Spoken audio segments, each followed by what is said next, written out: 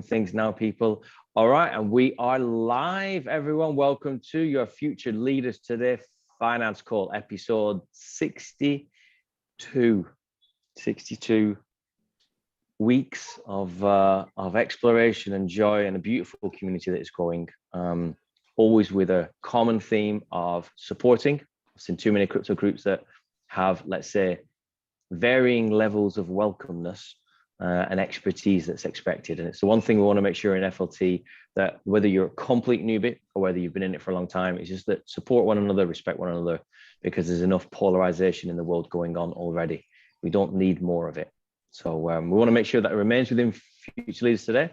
And really, myself and Richard, who'll be joining us shortly, have a view that the general information in crypto for most people, regular average Joes on the streets, is that it is scary and not to get involved in it, when really this is literally the greatest transference of wealth we have ever seen.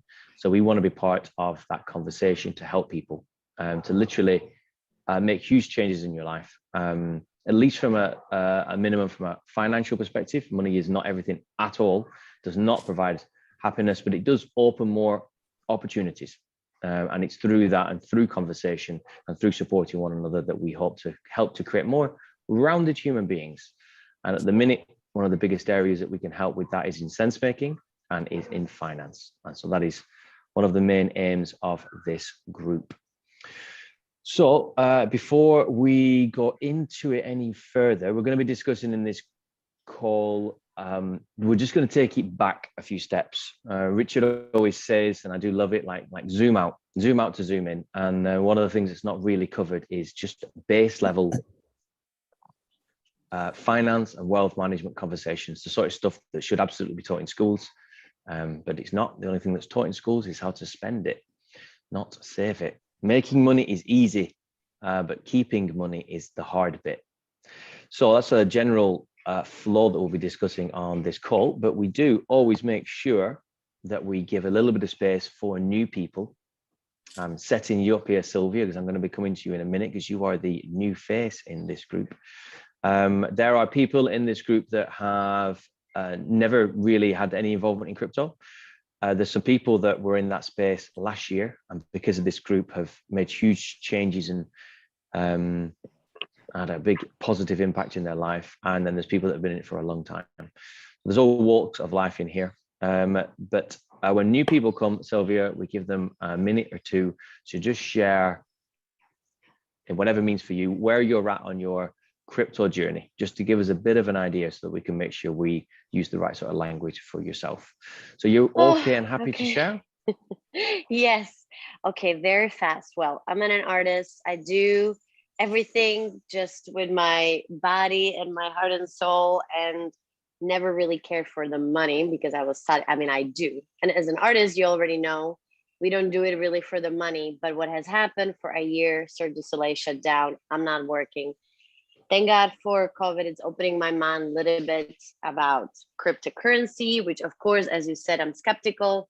I watched your 101 explaining us about Bitcoin like a week ago with Letitia, and you were like the best person out of the YouTube that explained to me in the language that I understand it, because I don't mind to say that I don't know anything about it. I invest in real estate before 2008 since I was 25, but I learned by my mistakes, losing a house, gaining a house. I know how to save money. I'm not a huge spender, but how can I, like you said at the beginning with this Bitcoin, I guess I'm old school, even though I'm 44, but I need to go with the time and I want to learn. I'm open to learning. But saving money in my world is a huge thing because, I saved all this money. This is all what I have.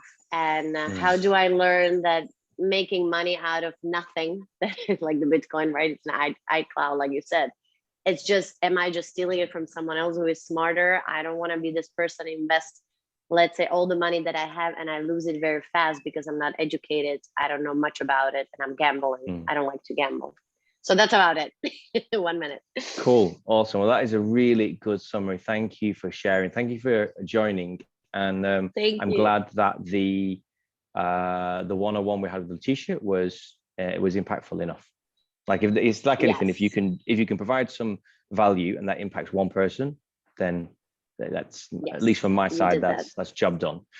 Awesome. So I'm going to let's check new people have joined. We're all good. We are cool. Oh, darn it, you said something, Sylvia, and I wanted to immediately ask a question on it. Just give me a second. Just crypto, real estate. No, it's evaded me. Okay, it's obviously not meant to be, so let's not worry too much about it. Okay, well, we can cover a few things on this call, but like I said, we're trying to have more themed calls. So last week was a really open call with open questions. But if we're going to be discussing finances in general, I'm sure at some point we can skirt around how early we are and this whole concept of I'm taking money from other people that I've seen going around more often. So we like to just expand that out a little bit to put a bit more clarity in and around it as well. So we'll see what we can cover as we're going through stuff. So I just want to check, Richard, you can hear us okay? We're good at your end? Yep, super duper. So we want to cover really, or begin to have a conversation around just finances, because something you said then, Sylvia, where you said, I don't do it for the money. And I spent my life not really doing it for the money, not so much as artists do. I think when you're an artist, and I know a lot of artists from music to dance to performance to visual art, none of them ever do it for the money. And for the most part, in a lot of creative spaces, there is a lot of money, but it's heavily weighted towards a tiny segment of all of the artists that are out there, which makes it disproportionately hard to receive something from that. So whilst so many people don't do a lot of things for the money, and when it comes to work or your contribution into life, it should definitely be coming from your heart. You'll be able to do it for, well, maybe your whole life. When you're coming at it from a money only perspective, you can get burnt out. And anyone that's on this call, you've probably been burnt out at some point in some way. So it's good to remember that feeling, because it teaches us something. And if you are wise enough to be able to learn from your mistakes, then brilliant. Unfortunately, not everyone's in that same ballpark. So we learn our mistakes over and over again. So for this call, we're going to go all the way back to basics. We're going all the way back to just really looking at things from a how do we, us, manage what's coming in?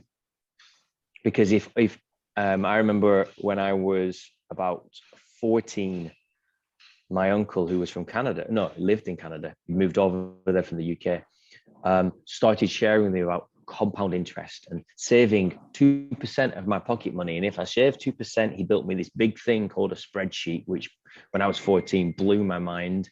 And you typed a number in here and things changed over here. And I remember him saying, how much pocket money do you earn? And I was like, oh, I get £25 if I do this, this, and this. And I have a paper round here. Back when you had paper rounds, I don't know if it's still even a thing. And I put some numbers in, and he said, if you do this for so many years, this is how much you'll have. This is the sort of interest that you get on that.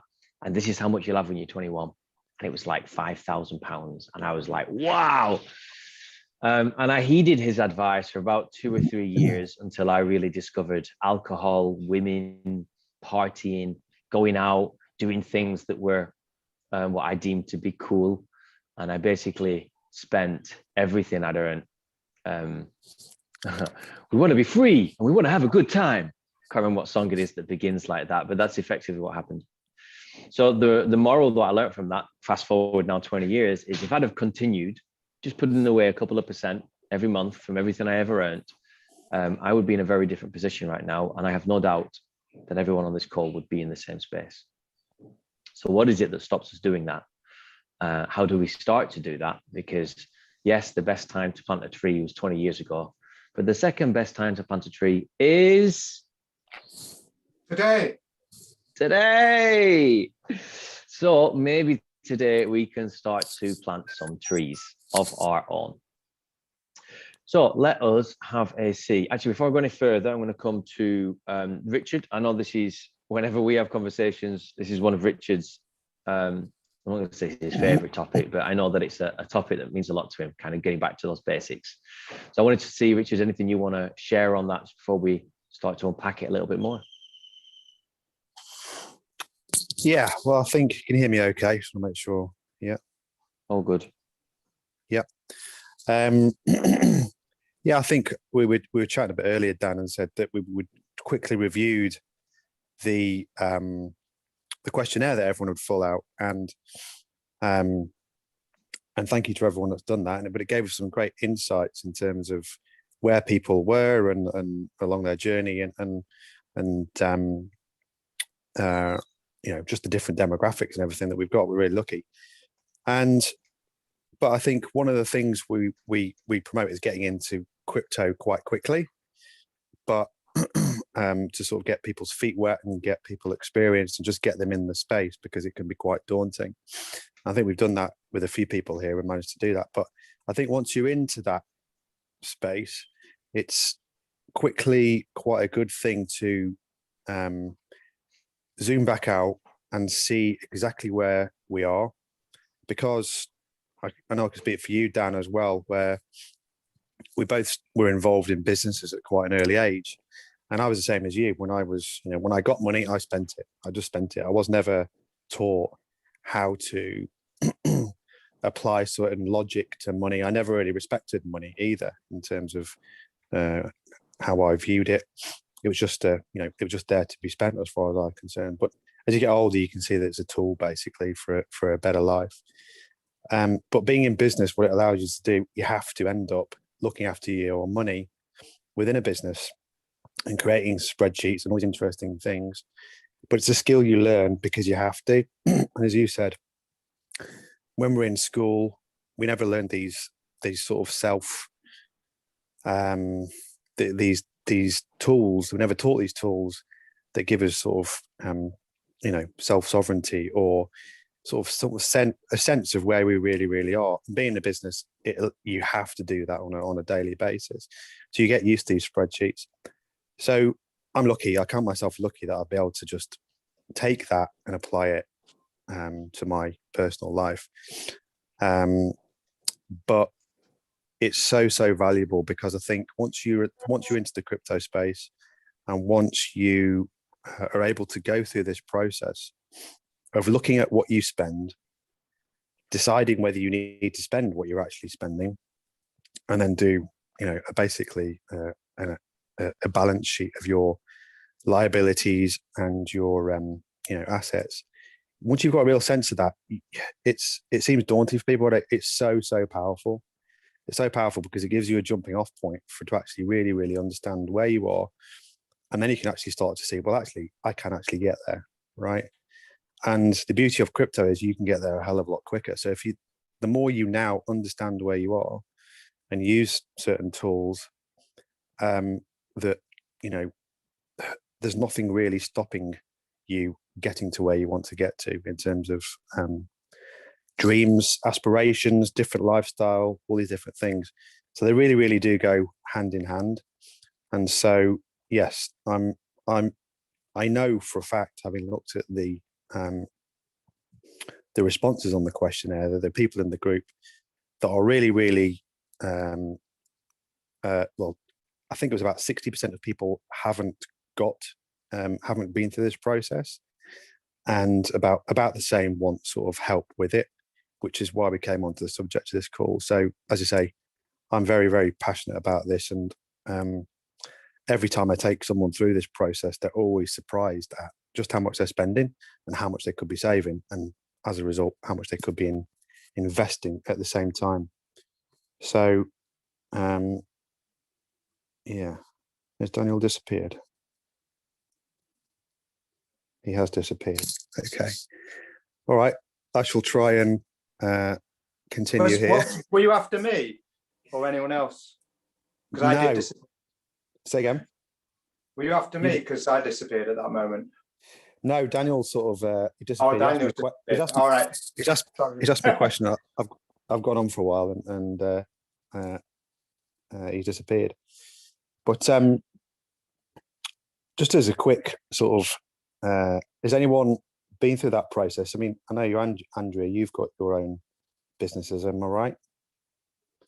Do you sort of regularly, have you been through this process, got a balance sheet, got a sort of a Profit weekly loss or account and balance sheet, all that stuff, yeah.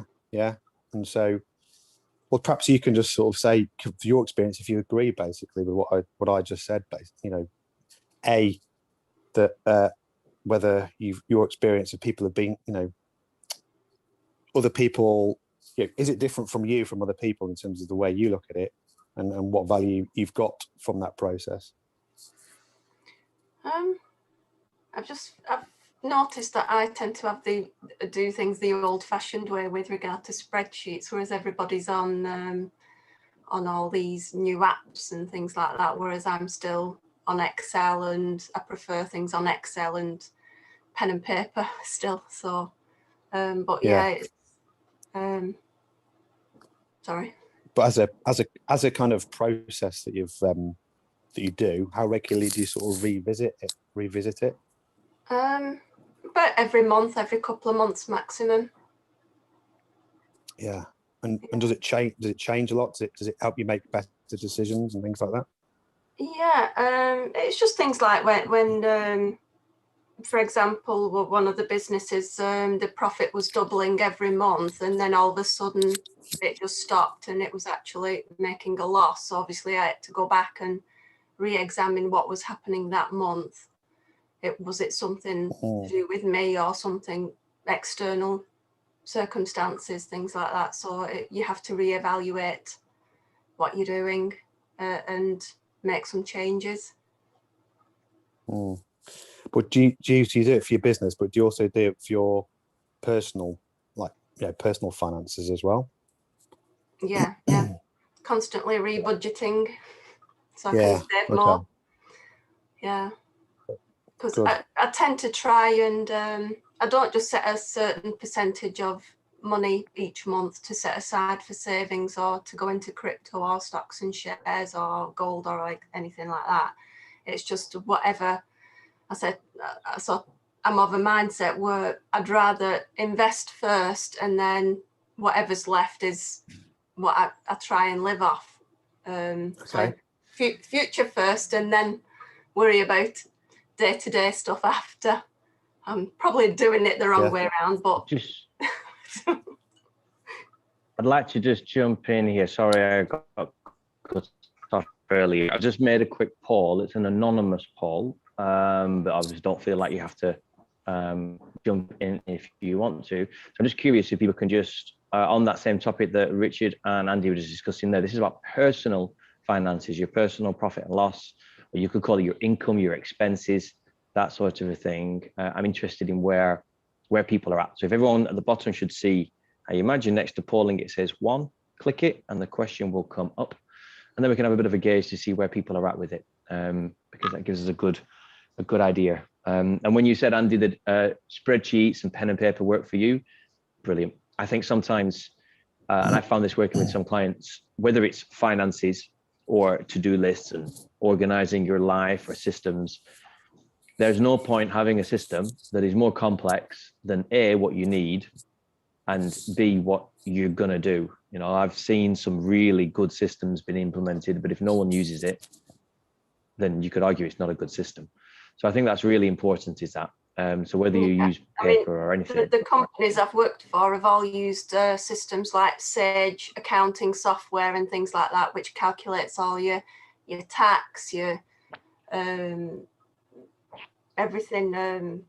It does everything for you. But if you're a big corporation, then yeah, fine. But for somebody like me, things like that are not necessary.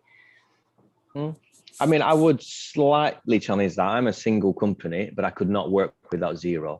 For me to even think about using a spreadsheet would blow my mind in terms of what I'd have to do to manage all that. But it goes down to if the system you're using is working and you don't have a problem with it, So I have a friend who's still doing invoices by hand. And it's a pain for him. Like, he's like, oh, I've got to do my invoices. And I was like, what does that mean? Do your invoices? And he's like, you know, pull them all together, type them out, send them. And I was like, dude, that's like an automated process in Xero. When I showed him, it blew his mind. So his process was causing him a problem. If it's not, keep going. But if it is something that is a pain, or you're not enjoying it, or it's a problem, then stuff like Xero, which I think is £8 a month, just does it all for you. But again, it comes down to whether or not you're going to find value in that. Yeah. And from a personal perspective, the stuff we're talking about on here, you can still use, I use a spreadsheet for my personal finances. There are apps that do it. For me, I've tried a few and they don't really add that much value for what I'm needing. I think spreadsheets are so let's have a look at this definitely. poll. 5, 6, 7, 8, 9, 10. Go on. Sorry, mate, I was going to say spreadsheets, you don't need to get any more complicated for personal stuff than spreadsheets, I don't think, you know, so yeah. Okay, cool. So we've got about 15, we've got that 10 people out of 14 responded. So what we've got here, 2 people never, 1 person once, a couple of people annually, and then what we are, a third of us, 5 of us on quarterly or monthly. Okay, so that's cool. So actually there's more people on here that are at least doing it on a annual or more basis, 7. So half of us doing that, and a couple of people haven't responded. So I think it would be really interesting, and for the people, it's about comfortability. Like, if you're happy to share, that would be awesome. But if someone in the chat, or if you could put your hand up, happy to discuss. If you've never done one, or you've only done one once, or maybe you don't do it as frequently as you'd like, I'd love to just have a quick understanding of what stops that, because that helps us then understand what to maybe discuss into more depth before we start looking at things like personal balance sheets and asset lists and things like that, because it's good to get really clear on things first. So Temi's raised her hand. Temi, do you want to just give us a share? Just what did you choose? Where are you at with it? Just open a bit of a conversation. Are you cool to talk? Yeah. Yeah. I'm okay to talk. Good evening, everybody again. Cool. Actually, I used to be pretty good with these things in terms of managing my finances, knowing what goes out every month. But obviously, as family grew and work took over, and you spend more time doing other things that what really matters. I actually, on the poll, I think I put annually, but really speaking, I don't think I do it as rigorously as I ought to.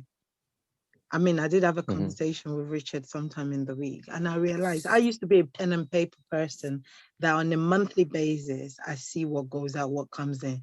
But now it just seems like, oh, whatever goes out, whatever comes in, whatever goes out. And like you rightly say, you don't know where you're at most of the time. All I know is no matter what comes in, no matter what goes out, because things have changed over the last couple of years, is that let me just manage to put something aside a month. So I set myself a budget, like for the family, we put something aside a month. So maybe yearly or whatever we need to do in terms of some of our investment is not necessarily here, is back home in Nigeria. So that may be like maybe buying land or something like that. At least something is going towards that. But I really do need to get something better. Yeah. So when you say something's going towards that, you mean towards a thing that's in the future that's going to be beneficial. Yes. Cool. I mean, look, even doing that, that's really important. There's lots of different ways that we can look at this. I got taught something called the JARS system. I don't know if anyone here has heard of that. Any faces? No movement. So there's tons, or someone will say buckets. There's loads of different ways of looking at it. But one of those buckets is planning for the future. I'd call that my FFA, financial freedom, or long-term saving for spending. These are putting some money aside for something that's going to be of benefit in the future. And that's really important to do. So, okay, Temi, so then if I can ask you another question. So you used to do it. You used to have even with pen and paper, you were happy with your understanding of what was coming in, what was going out. family comes in, life, all those things that just create more general noise around and more things to do. So then things start to just slip a little bit. What would be the number one thing at the minute? Because it obviously sounds like you want to start to do it to get a better idea. So what would be the thing at the minute that would be holding you back from just starting, just to give us a bit of an idea? Time. Okay. So then really you're looking for something that can still do it, but can be fit into a busy life. Yeah. So like something that if I have a built-in system that are just going to put everything, I'm pretty good, like all my bills come in from one or two accounts and salary coming into one account. But I still know it can be much better than that, because there's all this money that you spend, £10 there, £20 there, £30 there, and you don't think much of it. But before you think, maybe you have 200 at the beginning of the week, and by the end of the week, it's gone to £100, and you can't really pinpoint what you've done with it. So something easy that is on my device, I can open, I can input things, it deducts things, that kind of thing would be really good for me. Yep, fair enough. I can understand that. I see where you're at with that. Okay, cool. Thank you very much, Temi. Does anyone else, regardless of what you ticked and what you shared, anyone else just want to give their view of things? Maybe someone that's done it a little bit, maybe to share how often you do it or your way of doing it before we just go deeper into this. Any other takers? Elaine. Okay, so I have a spreadsheet with incomings and outgoings, basically. If any bills go up, increase, as they all have done this month, I go in, change them. And basically, that's just, I do look at it occasionally other than that, but it's usually when bills costs have increased, and my incomings don't really change, just not very much. But if they do, I go in at that point to change them and then cry at the results. So I don't see any reason to be going in every week, because nothing changes unless something increases. Yeah. So I keep on top of it that way. So I know what's coming in and I know what's going out and I know what's left over. And if I can ask you a question on that, Elaine, if you don't mind. How do you deal with the management of cash? Like, do you, cash is always the one that's really difficult for people, because when things are all electronic, there's some way of kind of keeping track of it. Do you deal with any cash? And if so, if you don't mind me asking, like, do you have a fixed amount you draw out and that's to cover you for a period of time? Like, how would you manage things? Normally people have got a bit of a cash buffer that they're using. Yes, I do have some cash. I have cash coming in, some cash coming in every week, and I try and use that to buy, to live off, basically, as in a day-to-day basis on food and necessities. I try to stay within that budget. It doesn't always work. Mm-hmm. There's something, all of a sudden you run out of everything. You know, all the basics, your washing powder and your favourite liquid and stuff like that. Then I resort to the bank card, the piece of plastic that doesn't hurt. Yeah, right. But yeah, I do try and keep within the budget. But as I say, it doesn't always work. Mm-hmm. But on the whole, it's not too bad. Cool. All right. Well, thank you very much for sharing. Thanks, Temi, as well, for sharing as well, for going first on there. These conversations around finances, it's funny because I have them all the time, and I feel sometimes the momentary hesitation for people to have them occasionally.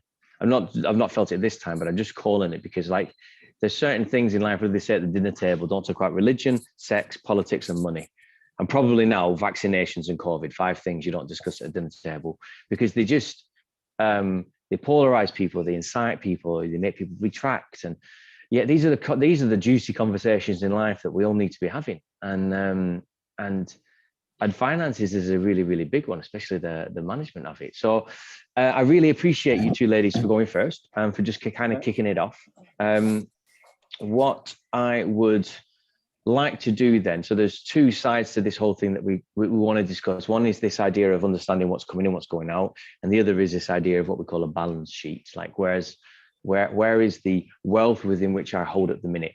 And I missed earlier when Richard was speaking at the beginning, but I'm sure he kind of covered the importance of the more clear you can be on these 2 sheets, the easier the future is, especially if you're getting into crypto, because for those that got in earlier on last year and are now really feeling the full weight of this bull run, like once you start adding the numbers onto things, there reaches a point where you get what I call squeaky bum syndrome.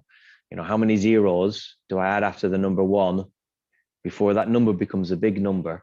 And the person that I learned the JARS system off also taught me about the money blueprint, which to kind of wrap it up really quickly and really shortly is the same as saying your money thermostat.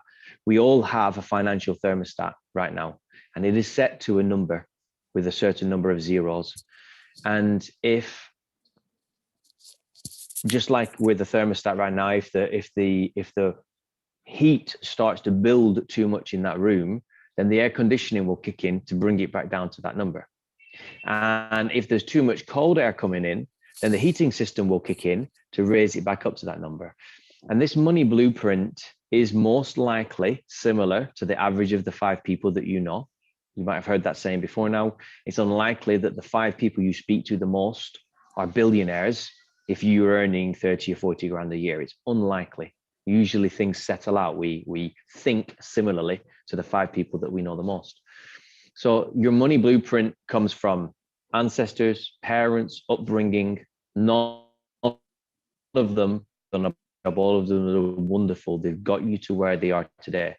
But the reason that 76% of all people win the lottery are back to where they were within 3 years is because the vibration, the ability for you to be able to own that next level of wealth, of sovereignty, of relationships, what you name it, whatever it is, the next level of whatever it is, requires expansion. And then you settle back down again, and then you own that level. And you kind of, you can't fast track and you can't jump. It's very hard to do so. So to go from earning 50 grand a year to suddenly having a £1 million crypto portfolio or winning the lottery, there is a growth curve that goes on between these 2 levels. And it's starting to discuss that and having the systems in place to manage it. Managing a £1,000 budget a month for a business or for life is very different from managing a £10,000 budget a month. Just like cooking for 4 people is fairly easy, but cooking for 40 people requires more thinking, even though all I've done is add a 0 on. So money's the same way. So me and Richard haven't discussed this call. We might come at this from different points of view. No point of view is right nor wrong. I got taught to separate your money out. And for me, that has worked for a long time. And you can separate it as far as you want, but I have a minimum that I speak to people about. And this might help Temi, who I know is in the UK, so I know you've got easy access to Revolut. I am a massive fan of Revolut. If you can get it in the country you're in. I've never seen a banking app that allows for conversations on wealth, on investing very easily. But the thing that they've brought in recently, they call it pockets, which for me is jars.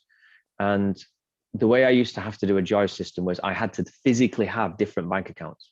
So at one stage in my life, I had 13 active bank accounts, and each bank account served a different purpose. And as soon as my money would come in, it was immediately split amongst those different accounts that ranged for different purposes. I consolidated down in the end, but the minimum that you need from my perspective is an account for direct debits, things that are not going to change: council tax, gas bills, water, internet, Netflix, Spotify, rent, mortgage. These are the sort of things that you're going to have. And if you're going to have them, put them to the side, and it's kind of ring fenced. It shouldn't fluctuate much. I personally wouldn't put food shopping, going out or partying, things that are much more variable. I'd keep those separate. So for direct debits, I keep them out of the way. I then have like a living account, and this is things that are just needed, you know, clothes for kids. It might be pizzas at the weekend. It could be food. It can be basic shopping, things like that go here. And then I have two others, and they are a play account, so money that would go in here that's just enjoying to spend. And then there's another one, which is financial freedom. This is about investing. This is about the future. This is about putting money aside for you. I'm not going to go any further into those just yet. I'm curious to get other people's takes on things. But for me, they're the minimum that are needed to kind of move things forward. Someone has just posted, Richard said Monzo has pots as well, and Starling has spaces. So it looks like these neobanks, which is the term that's being used to talk about these, neo meaning new. So Revolut, Monzo, and Starling, what they're allowing to do is you to have one account, and then that one account you can create underneath it pockets, like sub accounts. So I don't know if anyone knows, but I know on Revolut you can even assign direct debits to them. So I can have one account, and I can say, right, I want to put £50 a week into this account here, and I want my direct debits to come out of this account, so that effectively you're ring fencing a portion of your money, and you're ring fencing your necessities, and then so your certain direct debits. Because I've got Temi's cap on at the minute, and I'm thinking, how do you make it really easy? How do you not even have a system? What if you could do it where you don't even need a spreadsheet? And so if you can start to use these pockets or spaces or pots that these sites have got, then at any single point in time, you know that you've got things covered, and you know exactly how much money you've got to play with this week or spend on shopping. And you know exactly how much is going away for land in the future, or to invest into crypto or things like that. So that's what works for me. That is a Joy system or a pot system. I used to use different accounts. You can do it all within an app now. And that's really helped me segregate my money out and just look at what's important for where I'm at. So curious to take other people's views. I'd love to go to Richard first, see what works for you or what has worked for you in the past for simplicity and managing money, and then kind of open up to other people that are on the call as well. Yeah, sure. I mean, I went to exactly the same place. I mean, when I was younger and just spent money willy-nilly, I mean, back in the late 90s, early 2000s, you could get a credit card. They were throwing credit cards at anyone. And as a result, I managed to get myself in a huge amount of debt just at the same point I was starting a business. So, plus one. And I even managed to do the same. Did the thing where I was driving up the motorway to go out clubbing. Stopped at a service station, and the guy was going, Have you got any debt? And I was like, yeah, I've got some debt. And he said, do you want a credit card to pay off that debt? And I thought, yeah, okay, I'll do that. So I just kept getting myself more and more in debt. So you met this guy at a petrol station. Yeah, that's what they used to do in them days. It was just throw credit cards at teenagers. That's basically what it was like, wasn't it? Anyway, but when I finally realized I just had to get myself out of the shit, the minimum I did was create 2 bank accounts, so that I knew that my wages go in there and everything I owe goes out over there. And over time, I've started to expand that more and more. And it shocked me, I guess, that people didn't do that. And it still surprises me now, because the value in it, when you see it in action, is huge. Because you never end up at the point where you ever run out of money. You actually end up accumulating money. It seems to me as well that when I've had, the more accounts I've got, the more I seem to accumulate in those accounts, because I always over slightly direct debits, or once you've done that cash flow forecast, you know, right, everything, this is what's going to go out every month. So as soon as you know your income hits a bank account, like you say, it's split straight away.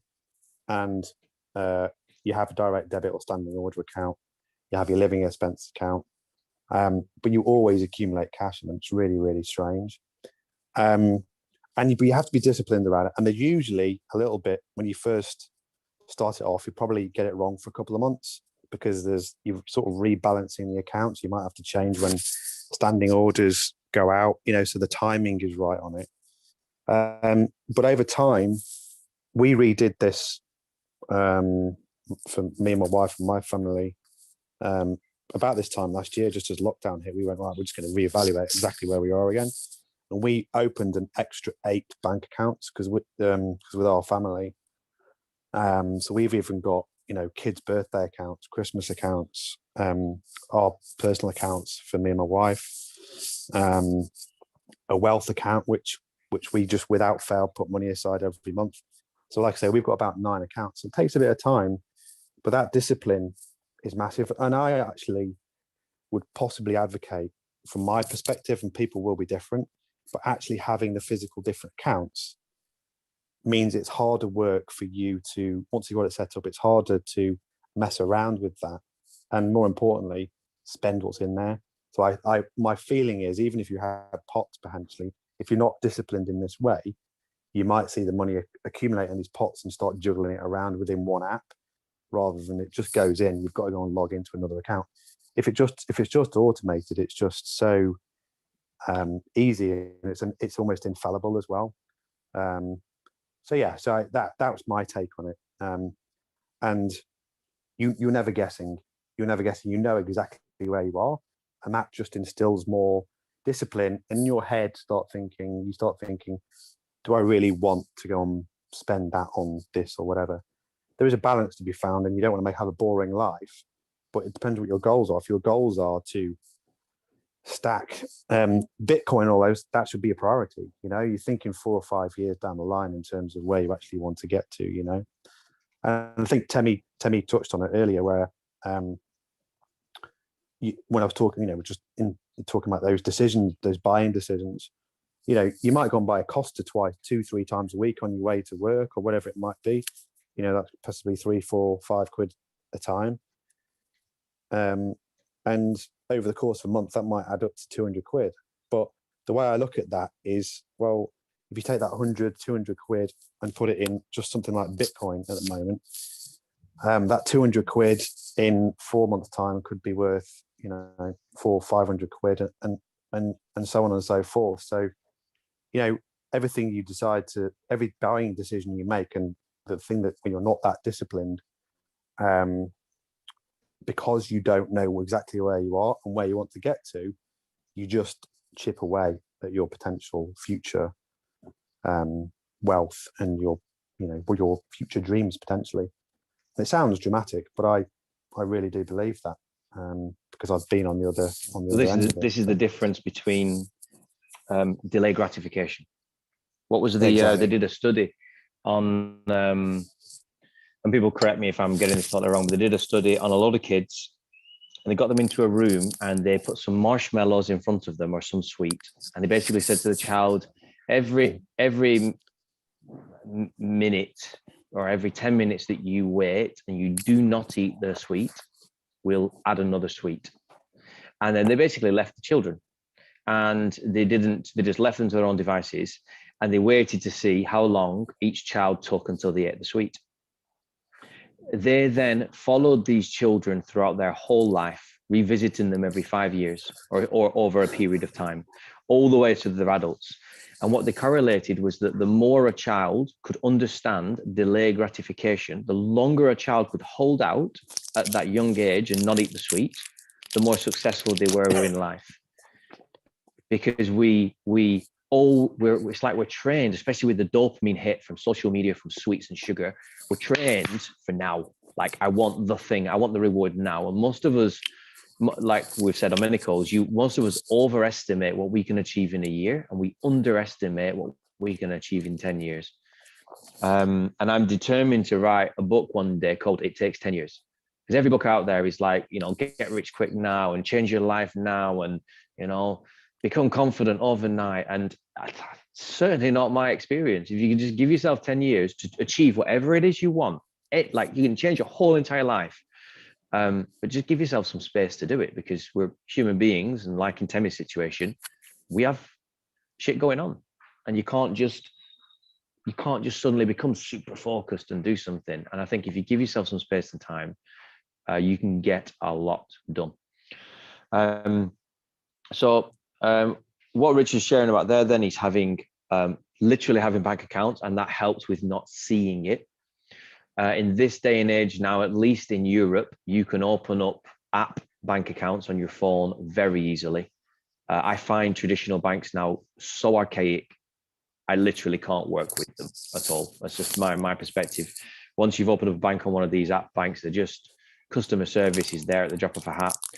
So if you wanted to take the route of keeping it all in one space because you just haven't got the time at the minute, that's cool. And Richard, I'm just going to mute you for a second, bro. There we go. He was just making a bit of noise. So you can keep it all within one app, or you can put a bit more effort in and create a bit more space and separation and look at it in different spaces. But I would heavily encourage everyone, even if you haven't got the time consistently, to at least take stock once. I've created a spreadsheet, which I'll give you all for free. You can have a copy. I'll post it in the group afterwards. I have no doubt Richard's got one as well. And it allows you to it's all explained where to put stuff in and putting some figures in to just get an idea of where things are at now. Because once you start to really realize that you do buy a Starbucks coffee once every couple of days, and you times that by 3 or 4 times a week, times 52 times a year, you start to look at that and realize it's just a cup of coffee. And that money could be going towards something else, unless that cup of coffee means the world to you and that's your treat for the week. So it's about, once you see everything and it's written down, you start to look at things and go, oh, I did not realize I spent that much money there. Because most of us do, £3 here, £4 there, 10 there, 15 there. It's very easy to do. So I think taking stock is very important. It doesn't mean you have to do it every month, but at least get an idea of where you're at today. That's super important to do. Does anyone else on this call right now, because I want to move kind of on to balance sheets, does anyone else have a different view or do it differently, or want to share their experience or something that they would have around managing their own income, expenses, profit and loss, that sort of thing? How do you all see it differently, if anyone wishes to share?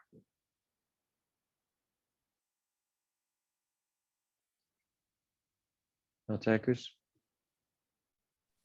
Well, I'll just quickly say, because I did put in there about the Monzo, and can you hear me all right? Yeah, I just had to change to my speaker. Yeah, all good. Darling. So, literally up till about 2 or 3 months ago, my money management was quite poor.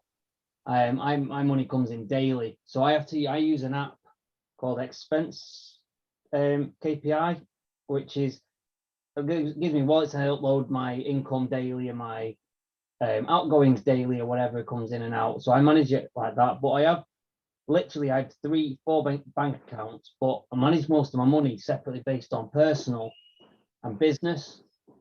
So I have business in one account, and then what I've done is I've added another account for like putting money into crypto now and keeping that separately.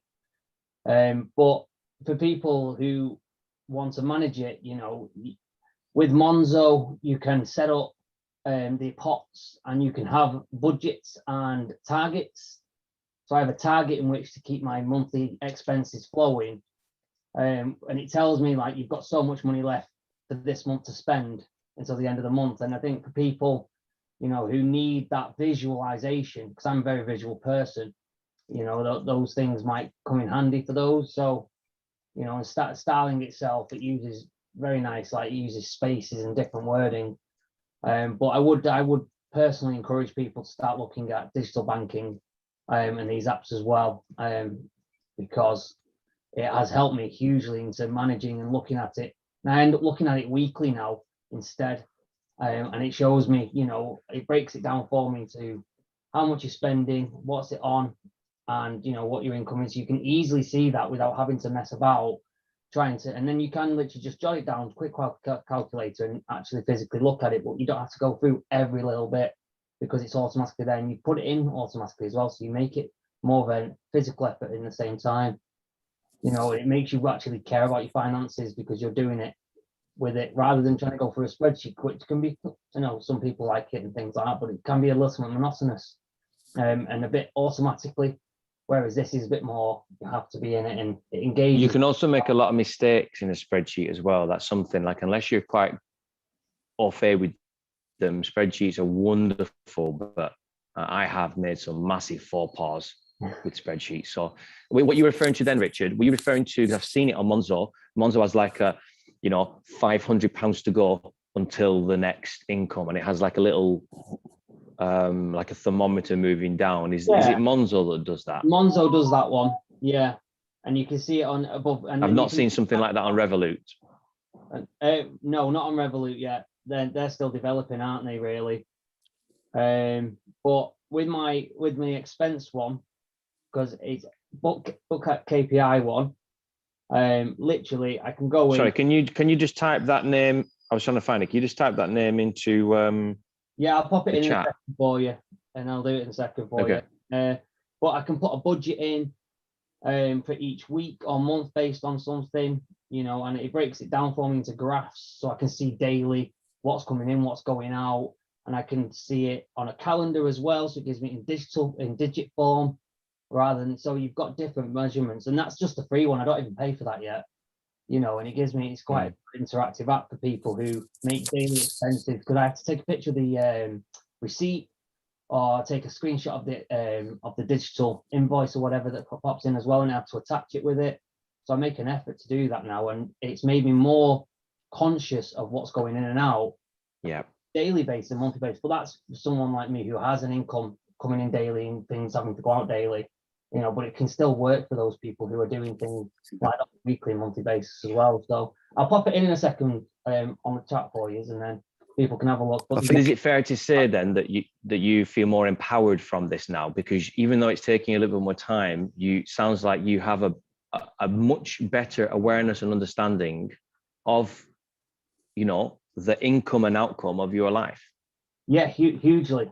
I've managed to cut things out that I didn't think I was spending too much money on, but realized, and and I am a single person, but I cut my foods budget down. I had a certain budget, like the 6 jars is a very, very well used technique for quite a few people, and I started to use that, and then I started to cut it down more and more because I realized where things were able to be cut down, and because I could physically see it, and it's given me a lot more sovereignty over my main income and everything, and it's allowed me to see what I can actually afford to invest, and it's given me a bit more motivation to do more with it as well, rather than just sit there with it, because it can just sit there. So that's brilliant. And there is other apps as well for it, so you can have a look around them, but I'll pop this one in for about book KPI. I think the great thing about that one is having the targets and literally having that visual representation that says do this or don't do that. It's your choice. Do you know what I mean? And you're empowered then to make those decisions around, do I want to spend on this or don't I? And once you make that decision, you see the consequences of that decision, rightly for good or bad, don't you? And then you realize I've now got more money to invest in crypto, and then it's just that the cliche is knowledge is power, right? Once you've got that information, you're just empowered just to start supercharging your own sovereignty, supercharging your own investment, your decisions. It's all about decisions that make you feel better, right? Yeah, that's it. And you start making those decisions that are quicker as well, because you know already what's there, rather than having to go back. You're already seeing it, and you already know in your head kind of, right, I can make that quicker, and you can jump on things a little bit more with a snap judgment, with a gut decision, rather, and knowledge, as you said, knowledge is power in that sense. Like, really does help. Yeah. Perfect. Brilliant. Awesome, man. Thank you very much for that share. And it is expense IPI. Is that right? Yeah, I was looking for earlier. I couldn't see it. Wrong. Okay, cool. expense IPI is, I'm just typing up some notes because I'm going to post them into the group. Or if I'm going to ask in the group, if anyone is a good note taker, I would love a loosely typed up stuff of the calls as we're going through them, because I just think people digest things in different ways.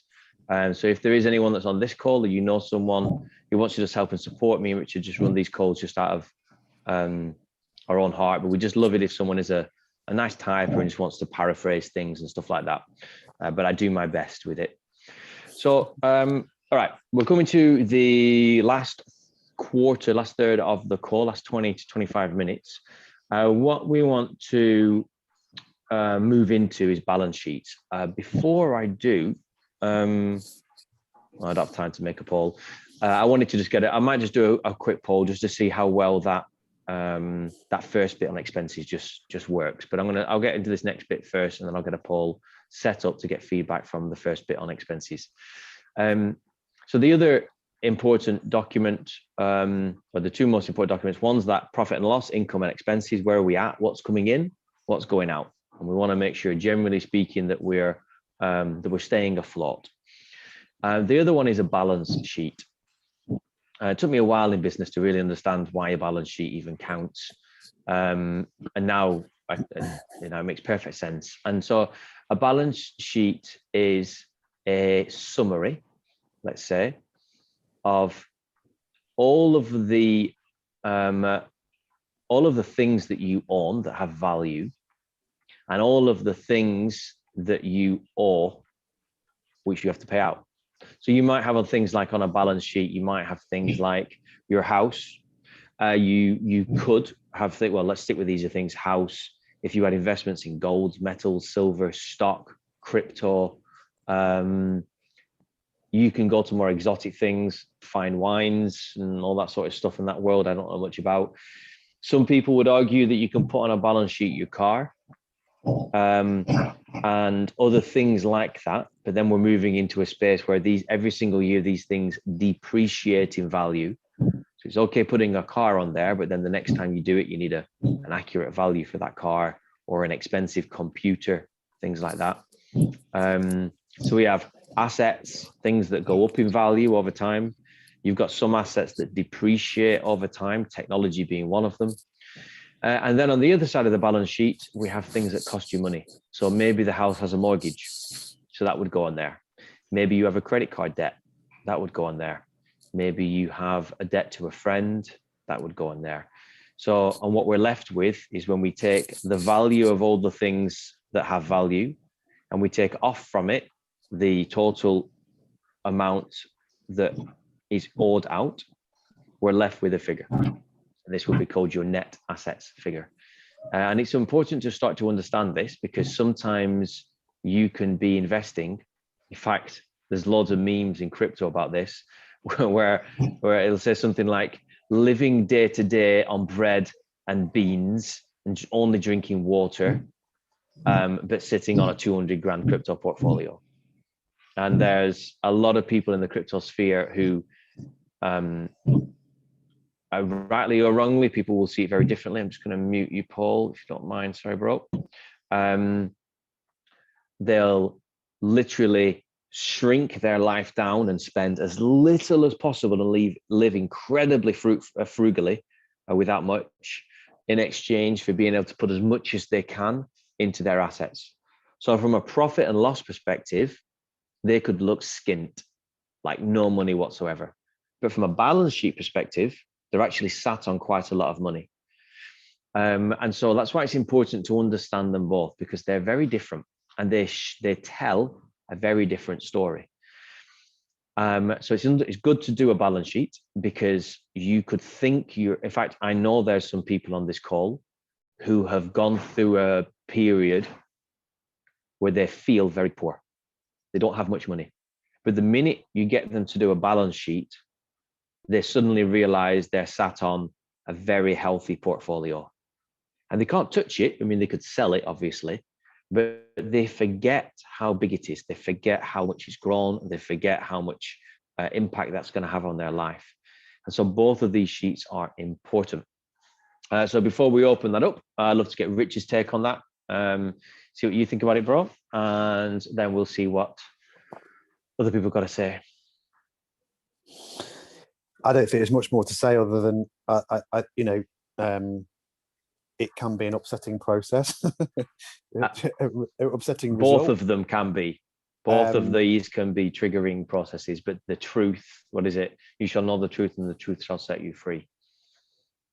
Exactly. So once you understand exactly where you are, that again just empowers you to make better decisions. And 9 times out of 10, you're going to want to improve that position that you find yourself in. And you can go from there. So I think, there's not much more to say. It's perfectly really well explained there.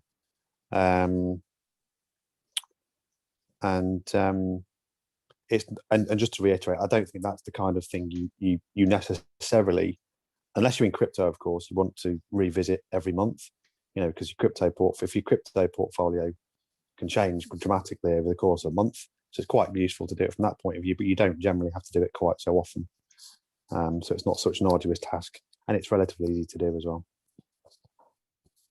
Yeah, and you'll find that when we go back to the profit and loss one, once you start to, on a monthly basis, contribute towards your future in terms of investments, that then immediately, month by month, has an impact on the balance sheet.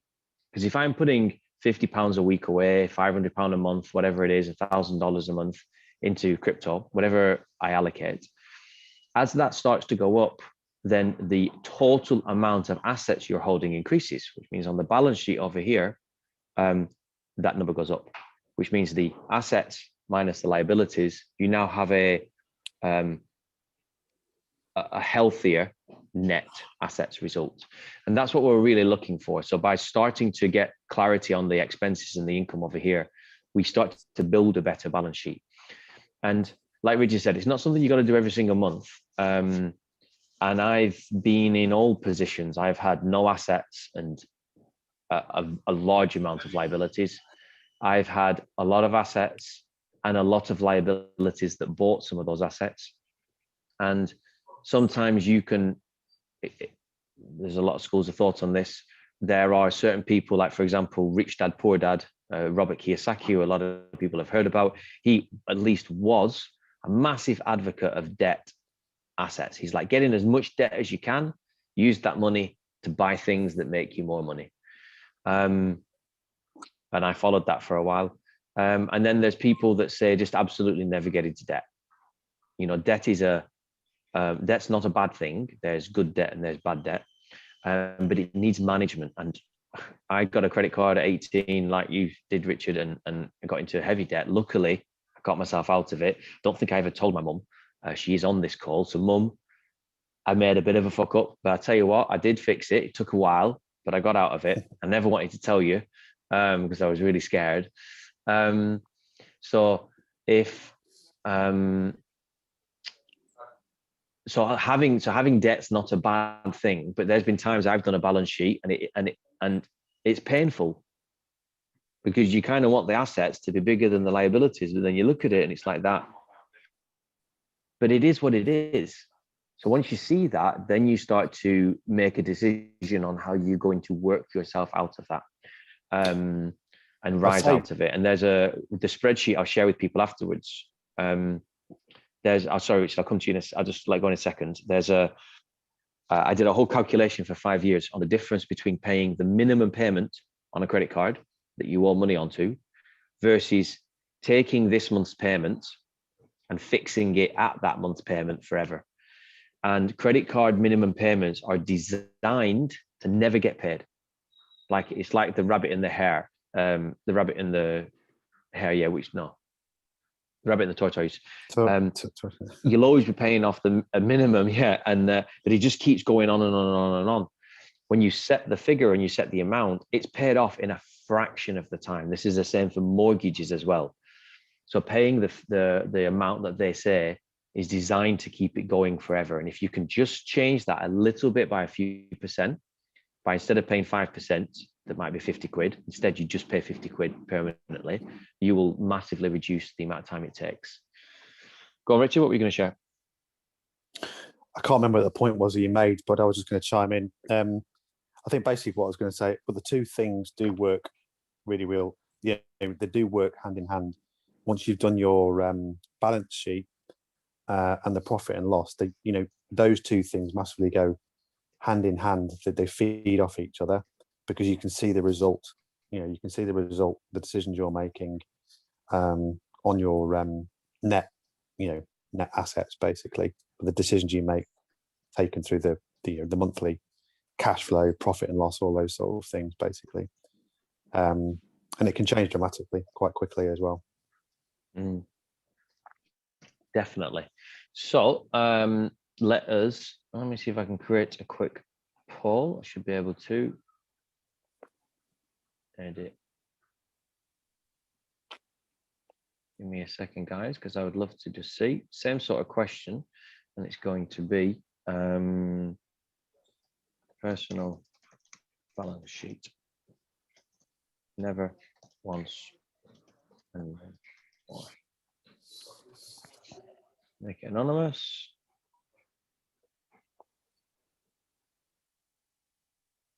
Okay, is that live? Don't think anything's popped up No? for me. I don't think so. Relaunch. Do you want to clear? Do you want to continue? Continue. Oh yeah, it's popped up now. Yeah.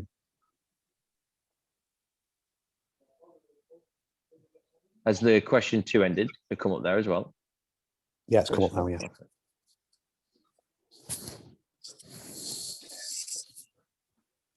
I don't know how I see question 2. Okay, as long as people can see the, I think I've put the profit and loss one up again, haven't I? Oh, have you? I just voted again. Well, we'll consider this one the balance sheet one. So let's have a see.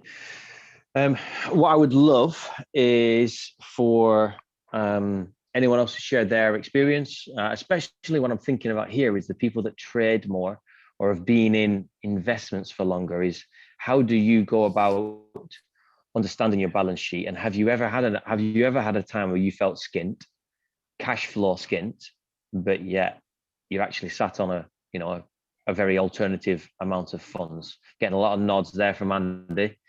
So anyone else that has had that experience? And I'm also interested to know, how do you go about managing your overall balance sheet to understand where you're at, a snapshot in time? Where am I at today? Any new people wish to share? We should pick on someone. I'm thinking of picking. I'm either going to pick on Josh or Tirath. They know each other, and because Tirath especially, you've been investing for a while, so I would imagine you've got some mechanism in here. Give us a nudge in the chat. Maybe be the first one to nudge. You'll pick on the other one. Josh, I know you're wanting to get more into it, so this is all like super important, even though it's boring. They've left. Has he left? Oh no, somebody left. All right, I thought literally I'd made him leave then. Come on, Josh Tirath. Which one of you going to come through? I suppose in terms of, well done, Josh. In terms of like investing, I'm probably I'm at the early stages still. A lot of my portfolios in sort of just Vanguard, S&P 500. I do consider myself, I feel like I'm poor every month. I'm trying to save 40% of my salary every month.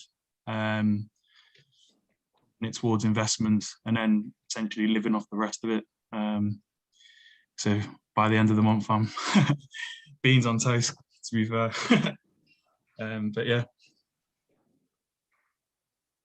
Just a question on that, Josh. So, because there's a whole thing, and I wanted to kind of, I'm glad you said that, because I wanted to come on to it towards the end here, which is this, the feeling that we have. Someone would say it's a vibration you give out. It's the energy that you've got. We all know what it's like when you walk into a room and someone's got heavy energy versus someone that's got lighter energy, or, you know, so these things are really important.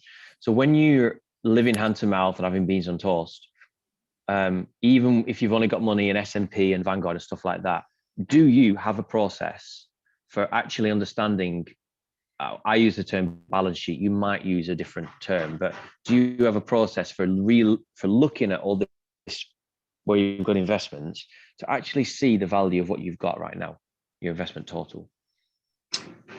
I don't, at the moment, I don't really, I'm just pushing the money away. Yeah. And just kind of just letting it accumulate. Do you think if you saw it, you might, some people do that to protect themselves, yeah? Like if I can't see it and I put it away and it's accumulating and I just know it's accumulating, that's good. But if I see it, I might be tempted to get it. Is there a reason you've not looked, or have you just not looked because you just haven't? I think it's because I'm kind of look at what's going in and out weekly. I kind of trust myself. And like I said, I pay myself first. So it's whatever I'm left over with is what I have for the rest of the month. Well done. And then it's, I don't know, I'm not really materialistic or anything like that, to be fair. So it's kind of just aiming to get to a position where my passive income hopefully will exceed my salary income, really. And then that's when, say, you're financially free. Well, you've said something really key there that I want everyone to just take away from what Josh shared, which is pay yourself first. And I never used to get this. When I first got told it, I was like, well, surely your bills are most important. And it's like, look, bills, think everything's important to a certain lesser extent. But the whole thing about pay yourself first, even if it's a penny, and I literally mean that, because the people that I've had huge debates with, they're like, no, I can't do that because these are important. You can allocate a penny or a cent or a peso, whatever you want. You can do that. And there's something about paying yourself first. It's telling yourself, and going back to the power of zeros and owning the level of wealth that you're at. When you pay yourself first, it's a declaration to yourself, to the universe, to your salary, to God, whatever is the thing you want to make it a declaration to, that I'm important. Because money is crystallized time. Money is, it's the best way I've ever had it explained to me. It's like you earn, you get paid money, and there's the time locked into that money. You can't buy more time of your life, but you can buy other people's time. You can buy, and that time might be to make a goods or service, or it might be something else. So when you've spent time and then you get paid in money, and it's crystallized there, you're saying, right, now that I've received this, the first thing I'm going to spend is on me. Because if you can't put yourself first, you'll always kind of put yourself middle or last. And it's not to say that if you put yourself first, that you're selfish. We had a call, when was it? Yesterday, I think. I run a program called Human 5.0. And one of the things that came up on there was this feeling of someone who was really happy with where they're at. And for the first time in their life, like living their best life. But there was an element of guilt over that, because so many of us have this running pattern that if you're not always helping someone else, that defaults into some selfish space. And that's not necessarily true. Well, it's not true at all. You can completely be happy and completely be giving to others, but at the same time, putting yourself first. There's nothing wrong with that. So this idea of paying yourself first is that declaration to say, I am important. And if we don't, we can easily make put other people ahead of us. And that can sometimes, I'm not saying anyone on this call is doing it or has ever done it, but it's easy to say to yourself, oh, so much for my headset. Let me just check. Am I still on? Can you hear me? Yes, mate. You're right. Okay, cool. Backup headset. So it's easy to say to yourself, I'm helping others. But if that's coming from a disempowered space, really you're not wanting to charge. And I've seen this a lot in the creative industry sometimes, especially, or anywhere where there's elements of, lack mentality or poverty mindset, and that can come from upbringings and all sorts of stuff. So really starting to pay yourself first is the beginning process to say, I have worth, I am of value, I am important to myself in my own life. And then everything else gets covered. So if you've only got a certain amount that you can allocate towards bills, that's fine. But you start, the first direct debit that gets set up is the direct debit to you. and then the bills, and then the family, or whatever order you want to choose. So I'm glad you said that, Josh. That is really important. And I can't iterate enough how useful it can be to do a balance sheet or an investment overview of all of your investments, because the times when you're feeling skint, the times when it's really hard, when everyone's going out and you're making some sort of sacrifice in your life, whatever that might mean for you, at least you know when you're putting this money aside, you can look at that and go, do you know what, that's what I'm building. And I'm taking a hit right now to enjoy my whole life. Whereas the traditional way you're taught is, you know, work your whole life, put a little bit aside, and then when you're 60, you can enjoy it. And that's not, there's so many more ways you can do that and be more free. So just know that if you're ever feeling really bummed out about it, doing that balance sheet and having a look at things can literally pick you up and like, you know what, I am doing a good job. And it will make those beans on taste a hell of a lot better. No, I lost you then, Richard. Do you want to say that again? I said it'll make those beans on toast taste delicious as well. You know exactly why you're eating them. Exactly. Maybe then next week you can get the beans and sausage on toast with some cheese. Who knows? Yeah. Who knows? Yeah. So well, we're coming. The point. Sorry, I was going to say, but the point is knowing that you can take these two things. You can take the profit and loss. You can take the balance sheet. You'll know how those two things operate, and you'll be able to see from your profit and loss how you can affect the balance sheet. And once you know how you affect the balance sheet, you can then decide. You won't be asking so many questions about which coins are going to give me the biggest gains, or which coins are going to me do this, because you're going to be able to want to start balancing your risk. You're going to want to take different decisions. You can start understanding how to create your own portfolio, and it's just stepping stones from there, basically, you know. So you can really start to plan once you've got that foundation, and that's the key thing. If we look at this as like, you know, the pyramid or the pinnacle, basically, of where you want to get to, this is the foundation. This is one of the most important things you can do, because it's a jumping off point for every single decision that you can make with confidence from there on out. So that's why I'm so passionate about it, because it's illuminating for people, and it's the place that they can really, really start to shine and get where they want to get to. Yep, true. Here. And it's not only the jumping off point, it's the falling back point when things get a bit either rocky or too exciting. You can always come back to it, and it just provides clarity. And the more clear we are, that's why we make vision statements. That's why people take time. What is it? Perfect planning prevents piss poor performance. It's where these things come from, because I remember my driving instructor telling me that when you're driving down a road and there's two cars on either side, the slower you go, the wider the gap. And so it's like the more time you can put into some sort of balance sheet, profit and loss, anything's better than where you're at right now. The wider the gap in the future. I am aware the chainsaw started. I'm just going to mute myself. Andy, what's your question? We're just going to the end. Yeah, not so much a question. It's alongside what you've just been saying about examining what you're doing, is also to keep checking in on your why you're doing it. That's I think the most crucial part, is the reason behind it. Yeah, we should understand why you're doing anything, and if you can get clear on that as well, the more clarity you have about everything, the more space there is to just see everything, and I think that's really important.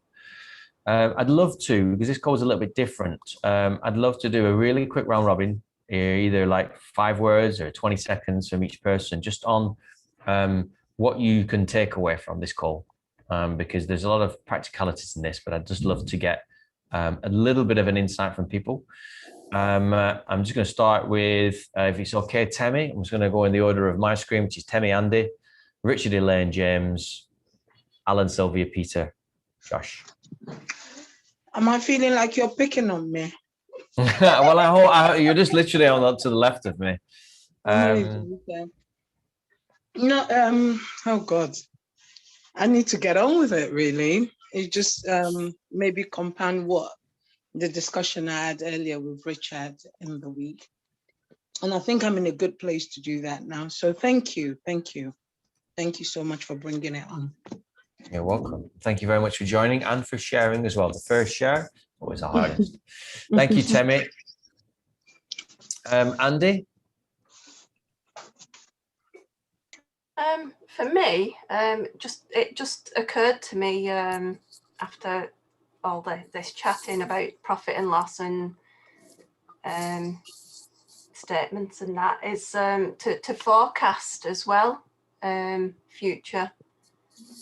You know what's happening with the future, what my intentions are with how I'm splitting the money.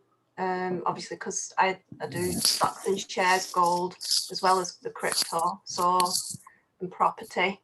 So all the different the ways that my money's split, it is obviously to create a forecast of, you know, if I need to recreate the split or anything like that, to re-examine what I'm going to do. Well, especially now that we're in April and the start of the new tax year now, so not even thought of that about the forecast. Today or yesterday, I think. Is today the last day or is yesterday the last day? Something like that, yeah. I think today's the first day of the tax year. Today's the first day, yeah, okay, cool.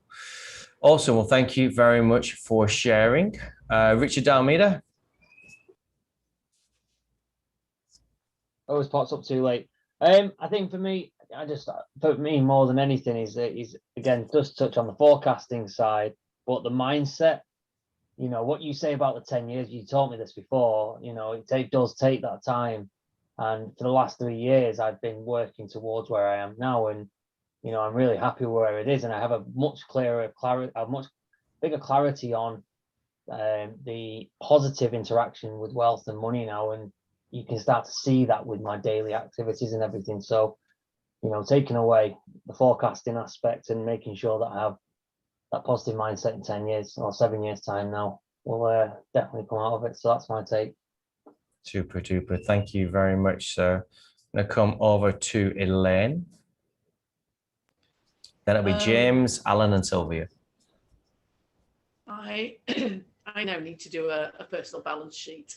It's something, I suppose really I've avoided it.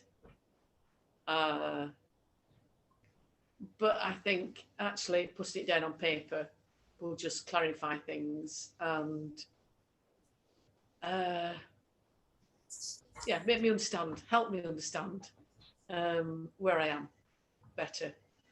And if I can just make a point about tax, being a new tax year, I got a new tax code through the other day. I had two different, I paid tax on two different things, or I don't. Anyway, they were charging me tax. I don't earn enough money to be taxed because I had two different tax codes on two different incomes. I got onto the tax people straight away. It took me 40 minutes to get through to somebody, but got that all sorted out. So I would say to everybody, just check your tax code, just in case they're trying to diddle you just as they tried to diddle me. So there we go. And that is about being clear on when things come through, like checking things. So many people don't check stuff. So well done on seeing that, Elaine. Okay, we're coming over to James. If you're happy to share, just asked to unmute. Don't feel that anyone has to share if they don't want to. Whilst we're waiting for James, Alan, you're already unmuted. Do you want to give us your takeaway? Yeah, I realised that I've been very, very fortunate to get into this space at the right time, partly through taking the policy of years and years being like the kids who didn't eat the sweets, you know, living like a pauper and saving every penny when I was earning. And now I'm not really earning. I don't have income, but I have, thanks to you guys giving me the confidence to get into this at the right time, I've planted seeds which are now growing, and I'm in the most fortunate situation I've ever been in my life. And it's transformed my outlook on life, and my dreams have been reawakened.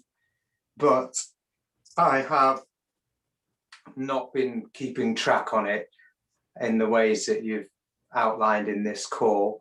And it is time to start, A, keeping track, but B, start to consider in a more concrete way what I might need for the future for what are ultimately my goals. I'm living basically like a pauper. I don't eat beans on toast. I try and eat really well with good organic food, but not that there's anything wrong with beans on toast. No, not at all. But I try and have a really good, healthy, balanced diet, and I'm more relaxed about that because I've got my investments. But in terms of my long-term goals, what do I want to do with this money? I have vague dreams and vague ideas, but I need to manage the portfolio better to maximize it, and also to say, okay, what do I need to live on? What do I need to achieve my goals? What do I need to take out at some point, and when should I be taking it out? And all of this has just been a vague dream to this point because it seemed so outlandish for so long. And now I can see it's getting closer to reality, and I actually will need to start actually managing this, like project managing it. And I think everything you've talked about in this core is where that project management begins. Yeah, cool. Thank you very much for that, Alan. And there's be careful what you measure. Don't measure too much, but remember this: we treasure what we measure. We treasure what we measure. And if you think of it from a universal point of view, the universe is not going to give you more X if you can't show the universe you can handle, manage, look after, and nurture X. So if you want more good relationships in life, then have good relationships with the relationships you've got, because you're not going to be given more of them. So it's just, I think that money is a tool. It does have an energy around it, but if you can't look after what you've got, don't expect any more. And so it's really about getting back to those basics, like Richard said, fundamentals, managing it and looking at it, and more will come in abundance. So thank you very much, Alan, for sharing. I'm going to come to Sylvia. Do you want to give us your roundup? What you're taking away from this? I am new, or the old school, about the spreadsheets and everything. I think for me, it's more, I do it on a paper as well. And I think I'm quite very good with money, because as artists, one day you're rich on the Broadway making 100,000 a year. And the next time, whether COVID happens or not, you could be, the show closed and you start from scratch. So I know how to live on a high, and I know how to live on a low. So I know how to manage the money. The question is, how do you manage the money in a crisis, when you lost the job, when you lost everything what you able to do, when you cannot even teach, when you cannot perform? What other way you're going to do? So yeah, I can do the spreadsheets on, am I going to live out of the savings? But the thing is, I don't want to live out of those savings that I saved it for the house, for the crypto, for whatever risk I want to take in life.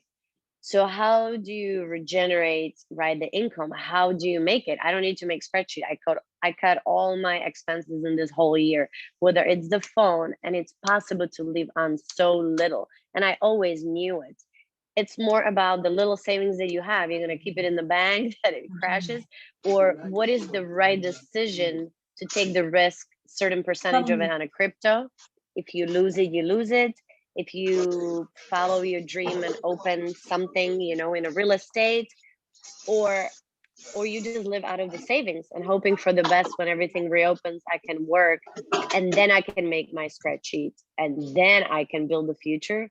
I just feel that building a future, I know I was never taught that, but now it's changing for me, everything. I just want to, what can I make best out of the moment that it's given? I don't want to live what's going to happen in 10 years. Just because shit happens, like, as you know. So always reinventing yourself. And I think always finding the best out of the shittiest, situation where there is. How can I make money? It's like, I'm in Playa, and I created those people, and I'm teaching here because Europe is closed. I can't even teach online. I can even do, I can, but I choose not to. So I created different income. It's very low, but that's the income that sustains me here. And the saving is hopefully still there to follow my dreams one day, when I know exactly what it is, and invest the money in the proper way. So, sorry, that's it.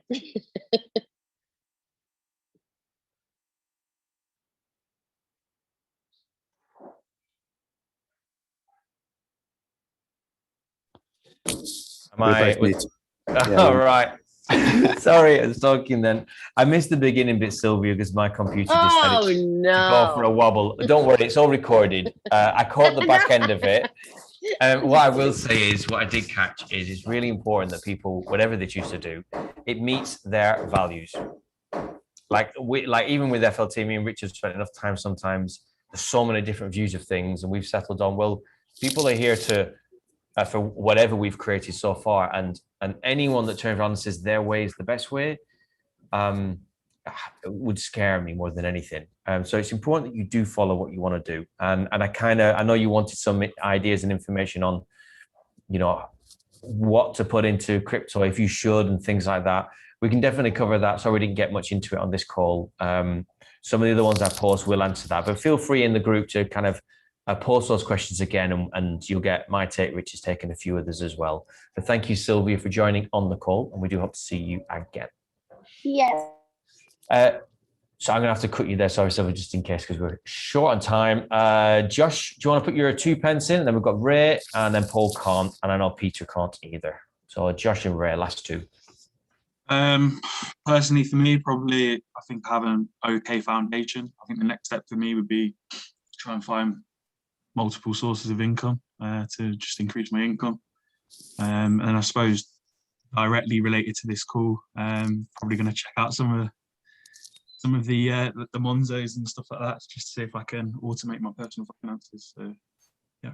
Yeah, you sound like a person that will put the time in to get that working, and definitely will second having simple systems. Ray, my darling, last but never the least, do you want to share what your takeaways have been? Yeah, absolutely. Well, I mean, it's been great to listen on this call, and I mean, generally, I've always done like Excel spreadsheeting for my finances and kept it quite simple. But actually, moving into the crypto world and having opened so many accounts recently, I do feel like I need to get right back on track again. I got my Curve card. I didn't get Revolut, and I know you said Monzo, and I think there was one other account that you mentioned. Starling, like the bird, Starling. What's it called? Starling. Okay, so I think I still have to get on with doing that. And then actually, I've been putting money in crypto, so I think I need to create a balance sheet to show where everything is, like, so I can see where I've put what and what I've got, and I haven't quite done that yet. It's getting a bit messy now. Okay, crypto is simple to begin with, and then very quickly escalates into chaos. I personally highly recommend Coin Tracker. It just tracks all of my wallets everywhere, and as soon as I make a transaction, it's automated, it pulls it in. I couldn't do crypto without Coin Tracker. If you check on the FLT pinned message, you'll see a referrals document, and that's got in it all sorts of links. Coin Tracker's in there, or you can just search for it. Cool. And I also just wondered if I could quickly say, so you know Swissborg, I was interested in that, but I wondered if they got other sites that are like Swissborg that I can compare against if you want to put any savings in?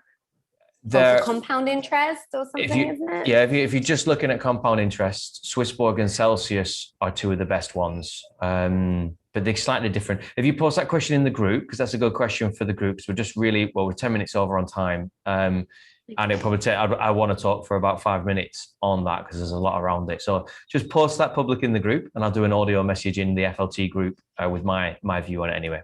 Okay. Okay, perfect. Thank you so much. Awesome. Well, that is it, everyone. Thanks for hanging in for an extra 10 minutes, guys.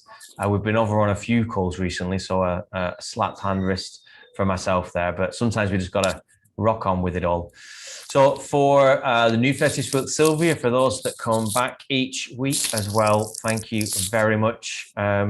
Awesome work as well for Richard for coming on, for always helping and supporting through these. It is our aim to just really help with conversations around sovereign finance for everybody, really understanding yourself, understanding how and where and why money plays a part. It is just a tool, but if we can start to use that tool with more clarity and consciousness, we can gain more momentum through life. So I hope this call has been useful. I will share I will share the spreadsheet that I've got. People can take a copy of it if that helps. Temi, it might help yourself. I'll have a quick chat with Richard and see what we can pull together as well. And if there are any other questions, please throw them into the group. Other than that, we'll see you next week for our 63rd episode of FLT. So for myself, thank you very much. Thank you so much. Thank you. No problems. Take care, everybody. Have a good evening. Bye. Goodbye. Bye. Bye-bye. Thank you. Bye.